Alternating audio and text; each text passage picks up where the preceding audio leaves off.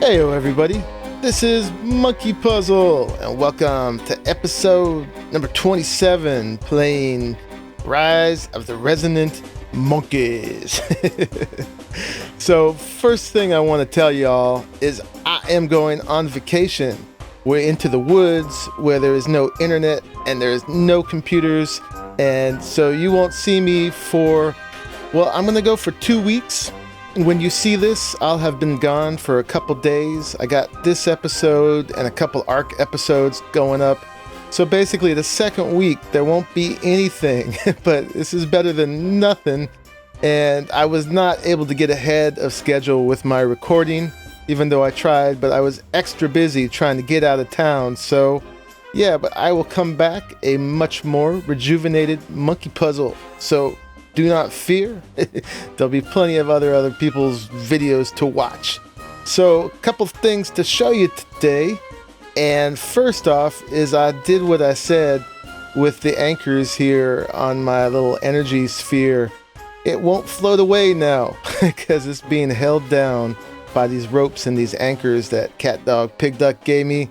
So that's good. I was a little worried that it was just going to float off into the sky, but it's good now.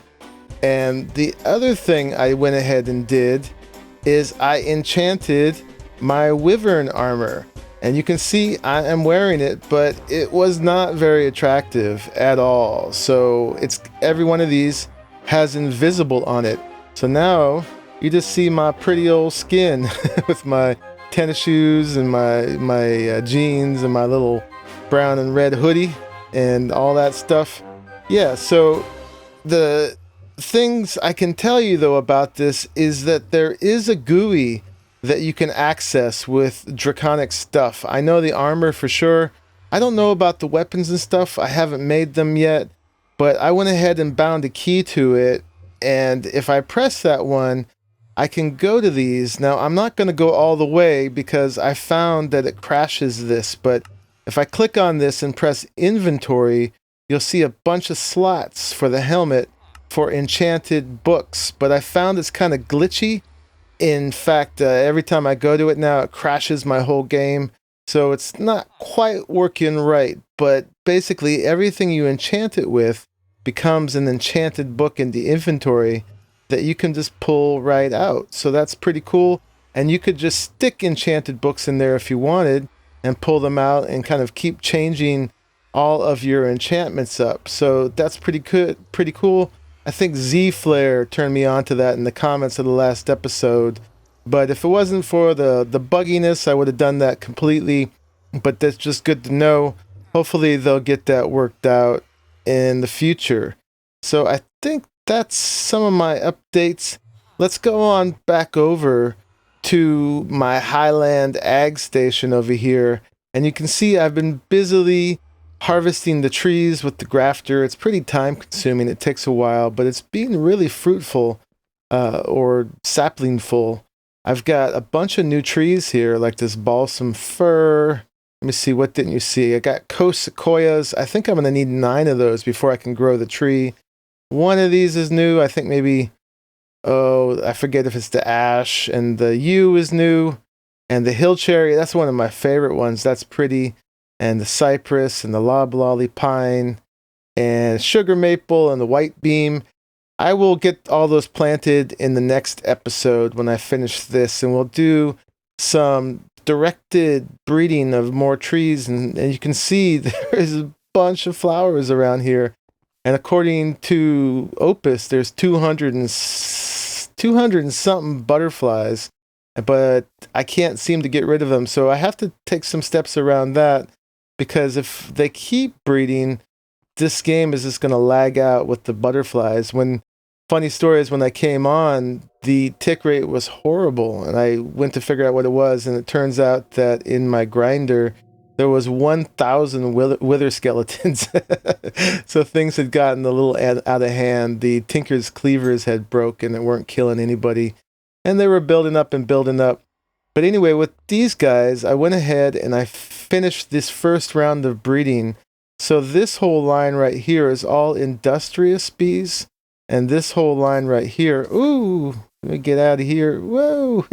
We're about to have a solution for that. We're going to make this place a lot safer. But last thing I want is them blowing my stuff up right now. So we got to be careful. I'm kind of taking a risk giving this tour at night, but that's what time it happened to be. So yeah, these are all Imperial. And so in these chests over here, all these 4 chests are filling up with pollen and comb from the industrial ones.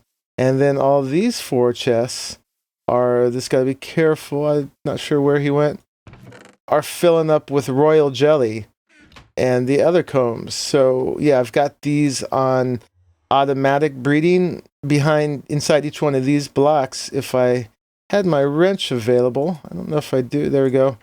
You can see that that's just a facade, and I'm just using Ender IO to get this on automatic. They just get extracted here, and then when it comes around to the bottom, it inserts whatever can go in there, and then everything that can't goes into this chest right here. So it's just going round and round automatically, and it produces a lot more. Oops, I didn't mean to do that. It produces a lot more when I put the impregnated frames in here, and there's no way to automate that with the apiaries. There will be when we make the alvearies, and we can make the alvearies because we have the pollen and the royal jelly. So I'm going to do that next time. I'm dying to set up Benny's genetics, and we're going to try to do that in an episode. It might take 2. I'll probably have to just do some of the work off camera if we're going to do it in one episode, but that's going to speed the bee breeding up by light years and make it a lot easier on me and spend a lot less of my time. And I could use it for tree breeding and other things as well. So when I come back, I'm going to finish taking down those trees, and I will then do some more specific crosses after that. So that's an update on the bees and the trees. The weatherman is going to do his thing in a second and stop the rain. Ah, that's so nice. But the thing I want to do with you guys right now, the project for today, is to play with the drones a little bit. I made those on the last episode, or the one before that actually, but ran out of time to show you how they work. So let's go down here, and if I can, I'm so fast now with the, oh, let me show you something first. I should have showed you with the anchors. I'm so fast with this armor because these have speed and my Sojourner Sash has speed and I can barely control it. But another little feature I get is, watch my air bubbles down there. I do have them and they're going away, but then when they're all gone, I'm still okay. Is there a potion effect? No. But apparently I can stay underwater indefinitely, and it seemed like I had the aqua affinity already with the helmet, but I added some on there anyway just so that there's no problem with me breaking things underwater. So I got that. We've got full fire immunity now. We've got lots of resistance apparently with the armor, and we've got feather falling too. So, or feather falling, I didn't mean to say the number 2, I meant 2 as in also. See, we can't be hurt by falling. So this armor is pretty good, and it stays charged up from the wireless charger at my base. The only downside is centering myself on specific blocks like that because I'm so quick. So down here with the Pneumaticraft stuff, I had set up this programmer, and I think I ran out of time to show you guys this part last time. But I went ahead and I made a simple little program for the drones, and they're in here. So this one is already programmed, although I have to change something on him, I think. Here's the puzzle pieces I used for programming, and then here's 2 more drones, extra ones. And so the way this works is that there's all these puzzle pieces. Oops. And you can choose, there you go, you can do that. You can choose them from here and put anything you want in here. It's just when you actually choose to put it on your little robot guy that you need the actual pieces. And I made a bunch last time, and they're made by taking one of the printed circuit boards and surrounding them by a certain color of plastic. We'll probably need to make some before we're done, so I'll show you then. But for now, I can take these guys. This one, I already programmed them, but I think I made a change here. So let's go ahead and import the program to him or her or it. And then let's do the same with these two. So you can see that it's going to want all those puzzle pieces. You can see them down there. They're all in green though, which means I have them in my inventory. So we can go ahead and press this button. And now that one is programmed. And then just take one more, put it in there. And now you can see, okay, here's a good example. I'm out of the chopper plant puzzle pieces. And we'll see which one that is in a second. I forget. But if I get the, let me see, I need the chopper plant plastic. And that is the light blue one, right? So we take that and we take, oops, and we surround the printed circuit board with them. So, and we get that. So, okay, yeah, these were my text pieces. So let me just grab those back. And that's this one right here. I probably should explain what this program is doing, but let me just go ahead and finish programming that one. So this is a real simple program. You always got to start with start right there. And it's great how they all fit together, so you can't put them in ways that they won't work. So this blue one here is import from inventory. So I've got a certain chest marked. So the first thing it's going to do is go import from that chest. And I marked it with this area one. If you right click on it, this one I didn't select, but I selected this one because it's only 1 point. And I'll show you when we go out there how that looks. And then this one tells it to go to a certain place. Again, I had to tell it where that place is, and you do it with these little GPS things. So with these guys, you right click on a block and it sets that location. You can see that each of these have a location set already. Now I think this is already selected. Yeah, so if I go to that one, it has one with a number already, right? So the same with this one.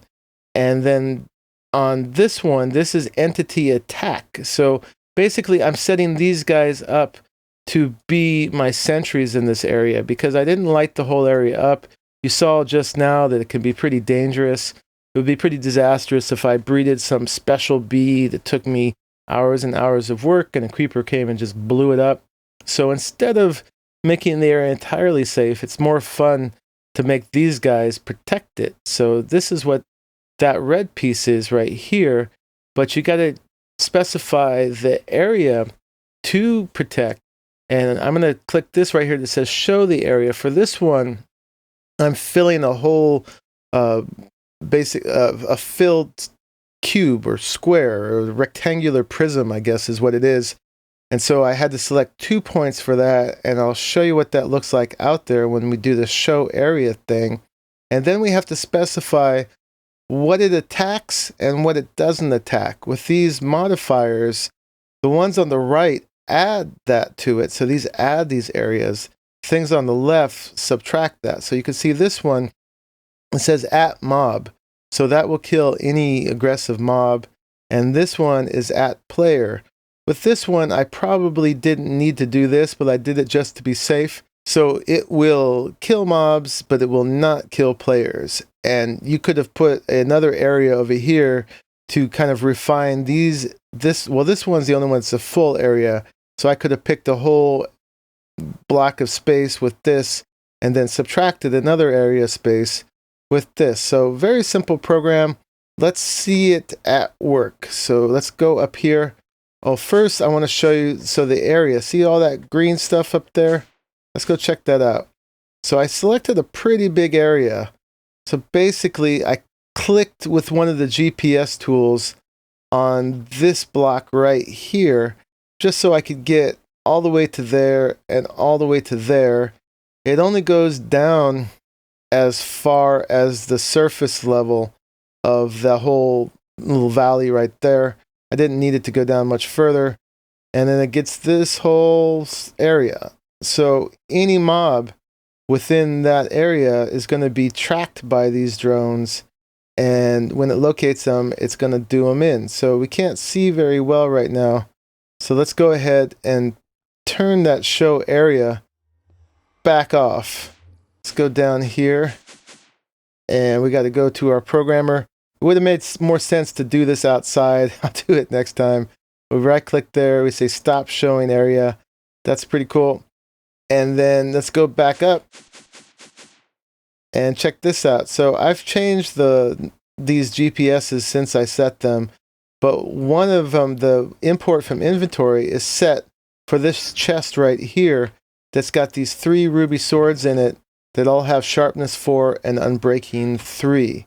So if I put these guys down and I've charged them up with pressure, now the thing that's not going to happen is they're not going to be able to recharge. So to make this whole setup work really well, I'm going to need to set up some more air compressors up here and give them a little charging station, because eventually they're going to run out of charge when I do this. But if I just click this guy down on the ground somewhere, let's do it right here. What he should do is go straight over to that chest, right, like that. He's going to pick up one of the swords, and he is going to then get to work attacking mobs. Now, apparently there's a mob somewhere he's trying to get to, and it must be somewhere underground. Like, it only goes as far as this level, but maybe in here there is a cave or something that the mob is in. That can be problematic. They can teleport if they have to, but he's being weird. So it's not the best example right now. But anyway, we're going to throw these other 2 down. They're going to go get their swords, and they'll probably start doing that same glitchy thing. Yeah. So somewhere down here is a space where a mob can be. Let's just go ahead and find that thing. Maybe put a torch in it or something so that stops happening.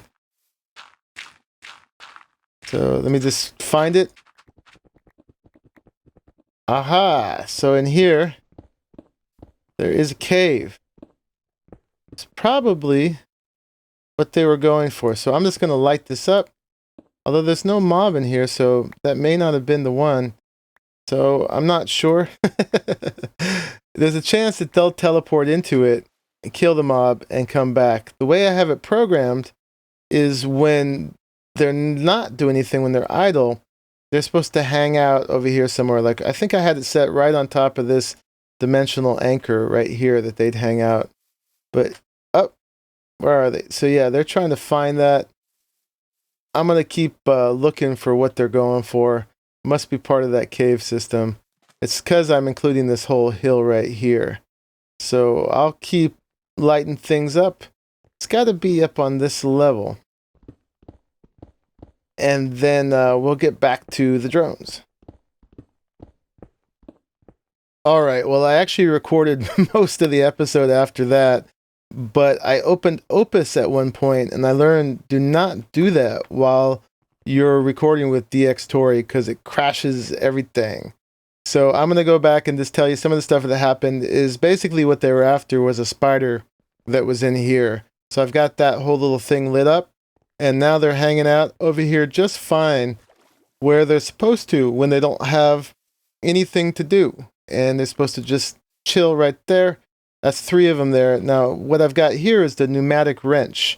And if you right-click on them, with this, that's the only way to pick them up, to stop them. You can't do it with your hand. You need a wrench, and these regular old wrenches do not work for that. So what I had done next is I tried to program them to kill not just mobs, but sadly, also butterflies, because it's just a problem with forestry, how there's sort of unlimited butterfly production, and it just gets out of hand, and eventually it's going to lag the game. Right now it's just CatDog and I, and it's happening slowly, but the more forestry trees I have up there, the more it's going to happen, and eventually it's going to be a problem, and Opus is not working like it has in the past to eliminate them. So this is just a survival thing. It's kind of sad, but we'll do it anyway. And let me eat a cookie. A mana cookie. Yum. I find if you hold down, you can actually eat 2 of them. I don't know what the point is, but I do it. So here I had made a failed attempt to include Butterfly along with Mob, and I had to make some more of these lightning plant program puzzle pieces for that. So what I did just now is I went ahead and copied the name that Opus has for Butterfly. It's like entity.forestry.butterfly.ge.name. And whether that will work or not, I have no idea. But that's the only thing I can think of to try.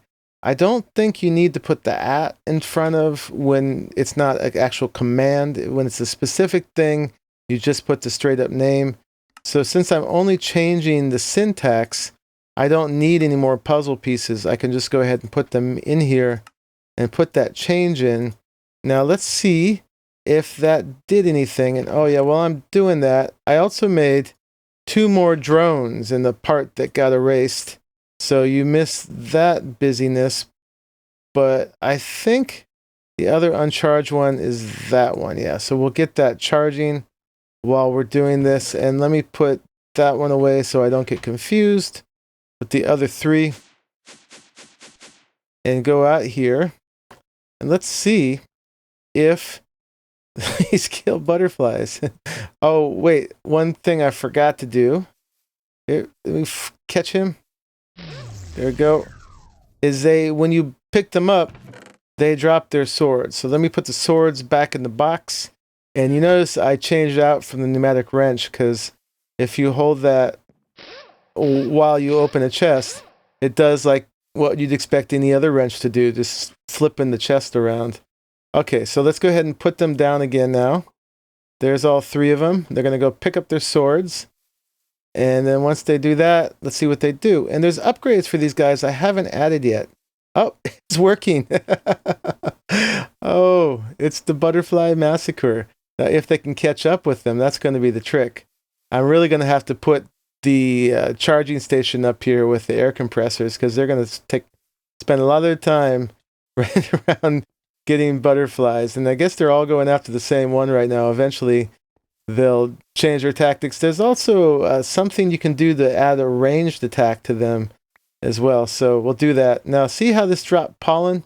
That's actually can be an important thing for breeding. So we want to save that pollen. So we want some drones that now go around and pick stuff up. So that's what we're going to use these other 2 for. And let's go ahead and change this program. So with this one, let me see, they won't need to import anything. So we can take that off. Let's see, can I take that off there? No, I can take that off there. So we just throw these away. And we do want them to hang out in the location. So that's cool. But we don't need this. We will need an area, but all this can go away. So what they'll do when they start is they'll just go to a location and wait. And then let's open this up. We want them to pick stuff up. So there's one of these is for that. And I got to remember which one it is. There it is. It's this pink one. The pick up items. So we're going to pick up items. And we're going to specify an area. And this should be the same area that the other ones are attacking in, because I kept that one. Hopefully I kept the right one. Let me show area. And hopefully that will be it. So let's look up here. And yep. So within that same space, they'll pick up anything. So that saved me having to click it. But one thing I will have to click is when they pick stuff up, we want them to go ahead and export it to an inventory. So let's put an area there and let's go click where that inventory will be. Okay. Eventually I'll do this. There we go. So, oh, I should have made that go away. But anyway, we'll just work with this. So let me see. Where is if I can see it all, what I'm doing. Okay, here it is. All right, so we'll just do it on the other side of the dimensional anchor here just to keep things centralized. So here, is where I'm going to put an ender chest for them to dump everything. And then I want to make 2 marks. So first I want the place for them to hang out. So they can hang out right over that, maybe a little higher. So this will be their hangout spot. We'll click that. And actually, if I hold that one in my hand, you see that one's yellow? It tells you what that one is set to. And you can hear these guys attacking butterflies as we speak. Oh, how terrible. I feel so evil. And then we're going to shift right click on that one with this second guy, this one right here. And now we've marked that. So we've marked these 2 guys. And let's see if I can find my way back in here through all this mess. Okay. All right, so let me get down there. And this should be it. So let's see. First, I want to go in here and stop showing area so we can function out there. And you can tell I've got a pretty decent graphics card because in the past, showing that many of those green blocks just killed my frames. Okay, now this one tells me that it has an error. No area is specified. So we're going to right click on that. And the first one, that is going to be the chest, the ender chest, which was the second one we marked. So that's that one. So that's where it'll dump whatever it picks up, all the pollen, mostly in this case. And then this one, we're going to change it to the first one we marked, that little hangout spot right there. So that should be good. Now we just need to put both drones in and import that program. And it looks like it's starting to be, oh God, okay, a red moon or whatever, blood moon. Last thing we need right now. Anyway, but at least the drones will be handling that. This guy, so to import this, we've got everything we need on us. That's great. And this one, we need some creeper plant ones and some repulsion plant ones. Okay. And hopefully my drones aren't being killed by trying to kill too many things during a blood moon. That's going to be an issue. All right, so creeper and repulsion. So I'll make the puzzle pieces it needs, and then I'll be right back. Okay, I got those pieces on me now. So now we got that. That one's got everything it needs. Let's put all these puzzle pieces back so they're not clogging up all my inventory here. And let's go test if these guys keep the area clean and we don't lose all that pollen. And I also took the time to pass the night so we wouldn't have to do this during the blood moon. And are my guys hanging out? Are they going around chasing butterflies? We'll find out. But let's go ahead and put these ones down and see what they do. Oh yeah, there's the lasers from the attack guys. Probably about to run out of air pressure. So they would hang out there, except they're going to go and pick up some stuff. And then they should be dropping stuff in there. Yep, it just dropped some pollen in there. So that's working. We got an area keeping this place safe and clean and not letting us get way too many butterflies. And then we got the other ones who are cleaning it up. Yeah, so that's pretty good. And that's all we have time for today. I have to get back to packing and getting ready to leave town. So you'll see this on Wednesday. And I will be gone for another week and a half after that. But like I said, I'm going to come back a happy Monkeypuzzle. So with that, with my invisible wyvern armor, I'm going to say goodbye to you. And I will see you when I get back. All right. Bye-bye.